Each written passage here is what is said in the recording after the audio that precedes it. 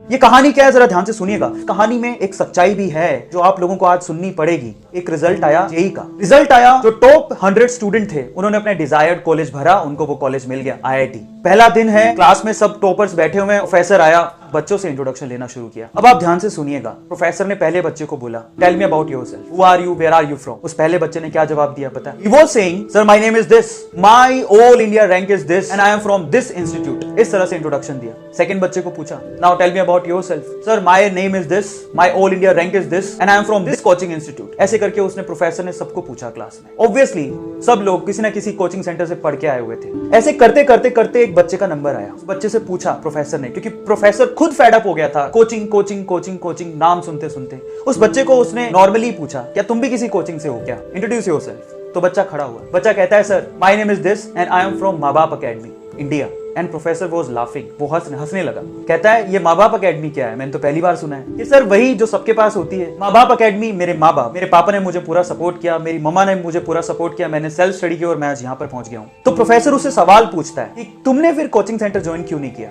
बड़े ध्यान से सुनिएगा। अच्छा जवाब देता है कि सर क्या हो जाता कोचिंग सेंटर ज्वाइन करके, वही ऑल इंडिया रैंक 1 है, जो वही लकड़ी की बेंच में इसी क्लास में बैठा है, और वहीं मैं हूं 59th रैंक है सर, और मैं भी उसी क्लास में उसी लकड़ी की बेंच पे सामने बैठा हूं सर। क्या फर्क है? हाँ, फर्क सिर्फ इतना है कि वो 2-2.5 लाख रुपए खर्च करके बैठा है और मैं अपने माँ बाप के 2-2.5 लाख रुपए बचा के बैठा हूं सर। सो प्रोफेसर उसकी बात को सुन के हैरान रह गया। प्रोफेसर से रहा नहीं गया। उसने फिर से एक सवाल पूछा उसी बच्चे से। कहता है, तुमने कभी तो ट्राई किया होगा इस कोचिंग इंस्टीट्यूट के लिए, कभी तो तुम गए होगे। तो उसने जवाब दिया, हाँ सर मैं गया था। मेरे स्कूल वाले जो टीचर थे वो मेरे घर आए, मेरे पापा से मिले और उनको बोलते हैं कि आपका बच्चा बहुत होनहार है, इसके लिए कुछ करो, तो किसी इंस्टीट्यूट में दाखिला दिलाओ, ये निकल जाएगा। पर मेरे पापा के पास इतने पैसे नहीं थे, तो उन्होंने अपना घर बेचकर थोड़े बहुत पैसों का जुगाड़ किया और मुझे लेकर गए इस कोचिंग सेंटर में।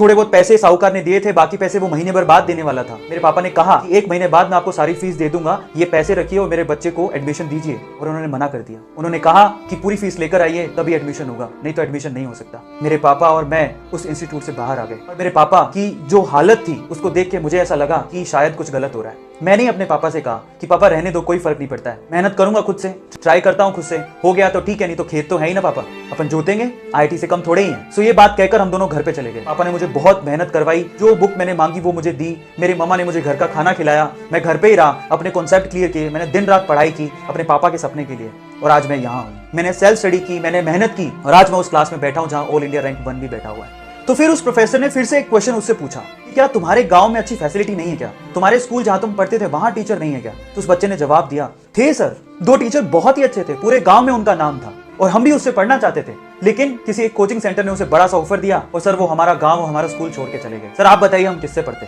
और ये सब सुन के उस प्रोफेसर ने उस बच्चे की बहुत तारीफ की क्लास में, और बहुत ज्यादा। अब क्लाइमेक्स आने वाला है स्टोरी का, ध्यान से सुनिएगा।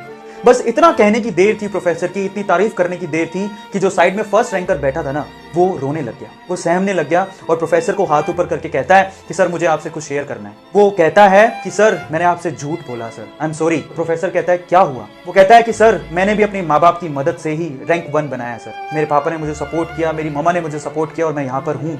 तो फिर प्रोफेसर पूछता है, तो तुमने क्यों कहा था पहले कि तुमने कोचिंग सेंटर ही ज्वाइन करके ये रैंक बनाया। तो वो कहता है, sir I am sorry, actual में मुझे ऑफर आया था इंस्टीट्यूट से और इस वजह से मैंने अपना रैंक बेच दिया, सॉरी फॉर दैट सर, मुझे बहुत फील हो रहा है। अब मोरल क्या है स्टोरी का, जरा उसको समझें।